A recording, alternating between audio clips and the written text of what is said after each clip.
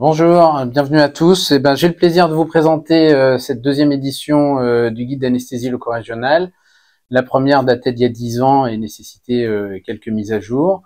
Donc on a gardé la partie première qui concernait effectivement les grandes généralités de l'anesthésie loco-régionale et de l'échographie et des anesthésiques locaux. Puis après, on va retrouver les trois parties importantes qui sont le membre supérieur, le membre inférieur et puis ce qui concerne le tronc.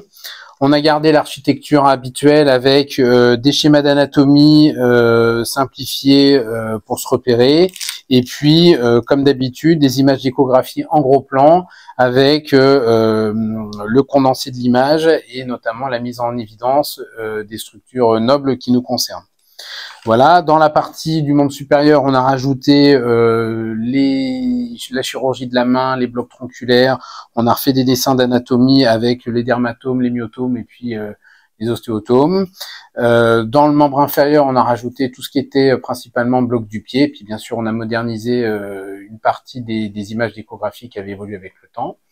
Et puis enfin, dans la partie qui concerne effectivement le tronc, qui était assez courte dans la première édition, on l'a un peu étoffé avec les blocs serratus, les blocs pectoraux, le QLB, les tab blocs et bien évidemment effectivement l'échographie du rachis.